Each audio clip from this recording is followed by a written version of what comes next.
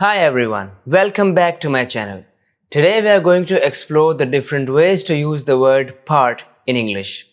It's a versatile word with multiple meanings. So let's dive right in. तो part का meaning usually हमें क्या लगता है? हिस्सा. ये हमें पता है, जैसे हम part word देखते हैं इंग्लिश में, हमारे मन में आता है part का मतलब हिस्सा. हाँ, ये मतलब तो इसका बिल्कुल होता है, लेकिन यही होता है ये गलत होगा कहना, क्योंकि इसको बहुत अलग अलग तरीक़ों से यूज़ किया जा सकता है. ये नाउन बन सकता है, वर्ब बन सकता है, एडजेक्टिव एडवर्ब बन सकता है.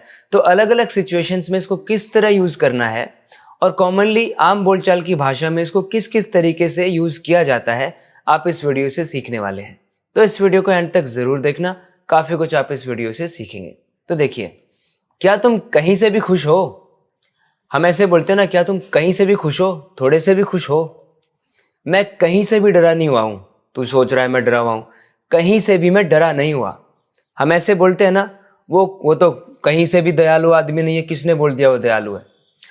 क्या तुम कहीं से भी खुश हो कहीं से भी खुश, ये कहने का मतलब होता है ज़रा से भी आप खुश हो. तो इंग्लिश में ना पार्ट को इस तरह काफ़ी यूज़ किया जाता है. Is any part of you happy? Is any part of you happy? तो कहीं ना कहीं इसका ये मतलब है कि आपका कोई भी हिस्सा खुश है.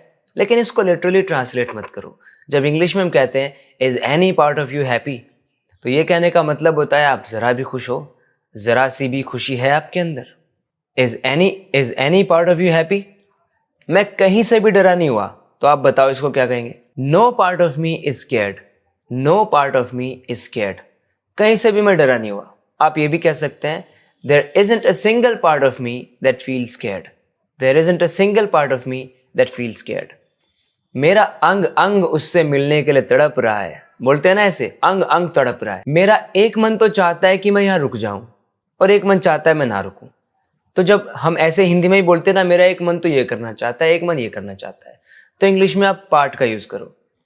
Every part of me is longing to meet him. I mean every part of me is longing to meet him. उससे मिलने के लिए लॉन्ग कर रहा है एवरी पार्ट ऑफ मी. उसी तरह a part of me wishes that I could stay here. तो मैं कहीं ना कहीं तो ये चाहता हूं कि काश मैं यहीं रुक पाता. A part of me wishes that I could stay here.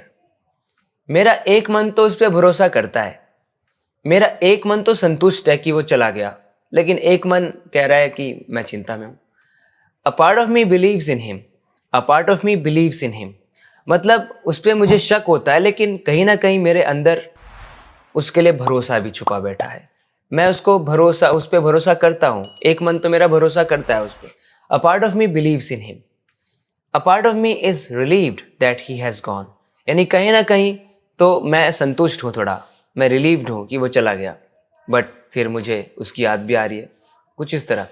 A part of me is relieved that he has gone. कहीं ना कहीं मेरी सफलता की वजह तुम हो. बिक्री में गिरावट कहीं ना कहीं लॉकडाउन की वजह से है.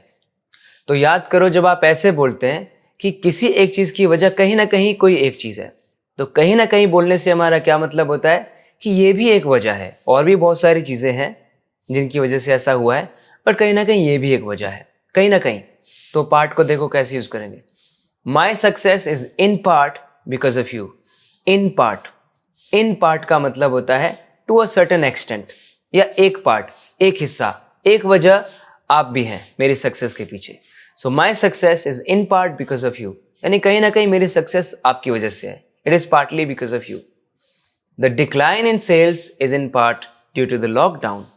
यानी the decline in sales is due to the lockdown, पर हमने बीच में लगा दिया इन पार्ट, मतलब कहीं ना कहीं लॉकडाउन की वजह से भी है. और भी बहुत सारी वजह है, और भी बहुत सारी वजह हैं जिसकी वजह से डिक्लाइन आया है सेल्स में, but it is in part due to the lockdown.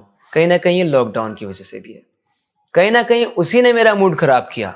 In part he ruined my mood, मतलब it means there were other things because of which my mood was ruined, but in part he ruined my mood. उसके fail होने के पीछे कहीं ना कहीं आपका ही हाथ है. In part you are responsible for his failure. उसके फेलियर के लिए in part you are responsible. तो इन पार्ट मतलब कहीं ना कहीं एक वजह ये भी है.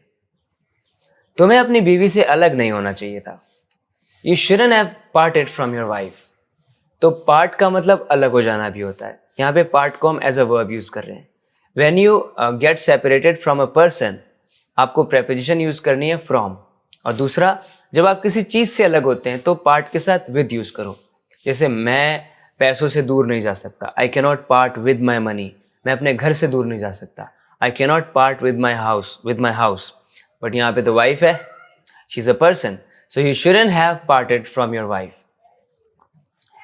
मुझे बच्चों से अलग होना पसंद नहीं, बच्चे भी ऑल्सो, बच्चे are people, you no.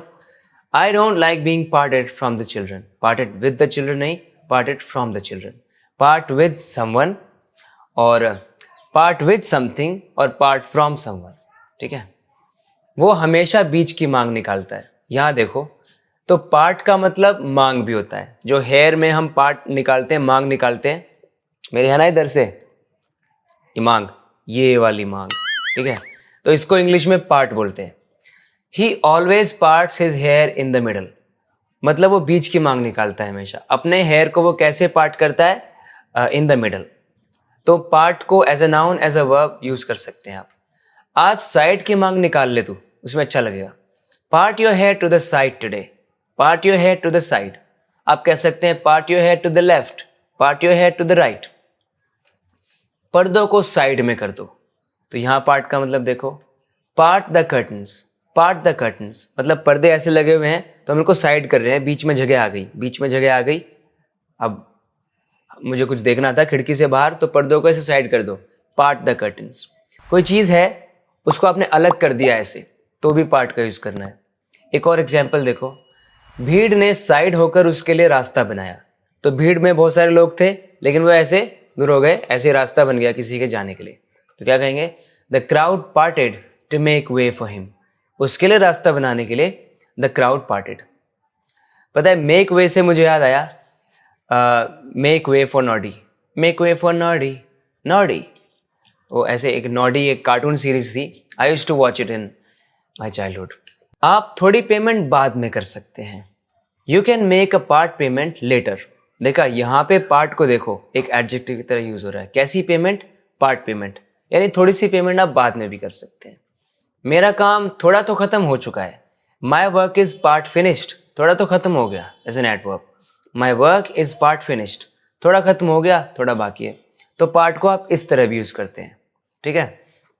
He is a part owner of this firm, इस फर्म का आधा ऑनर यानी थोड़ा ऑनर तो वो भी है, ठीक है। He is part English and part Spanish, थोड़ा तो वो इंग्लिश है, अंग्रेज है, थोड़ा थोड़ा स्पेनिश है। तो इस तरह भी आप पार्ट का यूज कर सकते हैं। तुम इस मुकाबले में हिस्सा क्यों नहीं लेते? Why don't you take part in this competition? Now these are some collocations with the word part. Why don't you take part in this competition? Take part मतलब पार्टिसिपेट करना। तुम इस लड़ाई में मत पड़ो, you don't take part in this fight, you don't take part in this fight. समझ रहे हो? अच्छा लग रहा है ना? पार्ट को कितने तरीकों से यूज कर सकते हैं, कभी आपने सोचा था इतना? ज़्यादातर यहाँ गर्मी रहती है, जैसे मैं कह रहा हूँ ये एरिया है ना जो हमारा, यहाँ ज़्यादातर गर्मी रहती है। For the most part the weather here is hot. For the most part का मतलब होता है मोस्टली, ज़्यादातर, in majority of the cases. This holds true in majority of cases. For the most part the weather here is hot, ज़्यादातर यहाँ पे मौसम गर्म ही रहता है। बच्चे ज़्यादातर शरारती होते हैं, ज़्यादातर केसेस में ऐसा ही होता है कि बच्चे शरारती हैं। Children for the most part are mischievous, ज़्यादातर तो मिस्चिवस ही होते हैं। मुझसे पूछो तो मुझे तो ये जगह पसंद है। तो जब आप अपना ओपिनियन दे रहे होते हैं तो आप क्या बोलेंगे? For my part I like this place. So for my part कहने का मतलब है कि मुझे ऐसा लगता है, मेरे ओपिनियन के हिसाब से तो मुझे तो ये जगह पसंद है। मुझसे पूछो तो मैं तो संतुष्ट हूँ, मैं सेटिस्फाइड हूँ। For my part I am satisfied, for my part I am satisfied. A fool and his money are soon parted, ये एक कहावत है इंग्लिश में। A fool and his money are soon parted, इसका मतलब क्या होता है? एक मूर्ख आदमी के पास पैसे ज़्यादा टिकते नहीं हैं, जल्दी ही अलग हो जाते हैं। वो उसे पैसे ढंग से खर्च करने आते नहीं, कहीं भी उड़ा देता है वो, फालतू में उड़ा देता है, स्क्वांडर कर देता है। So a fool and his money are soon parted. तो ये थे कुछ पार्ट को यूज करने के बहुत कॉमन तरीके। इसका मतलब ये नहीं है कि सारे तरीके, सब कुछ, सारे मीनिंग मैंने बता दिए। बहुत सारे इडियोमेटिक एक्सप्रेशंस और हैं जिनमें पार्ट का यूज किया जा सकता है, लेकिन मैंने सबसे ज़्यादा कॉमन वंस जो हैं उनको डिस्कस किया है, आपको बताया है। एक वर्ड को न जाने कितने तरीकों से यूज़ किया जा सकता है, लेकिन जो मेन वंस होते हैं, जो सबसे ज़्यादा वेल रिकग्नाइज्ड होते हैं, उनके बारे में आपको ज़रूर पता होना चाहिए। I have taught you all those veg. So that's it for today's video on various uses of the word part in English. Now I think you are able to use it in different contexts correctly without getting confused. If this video was helpful, if you found it helpful, make sure that you give this video a thumbs up, subscribe to the channel if you want to keep learning English like this, if you want more language tips. So, बात करते हैं अगले video lesson में. Till then, take care. Bye.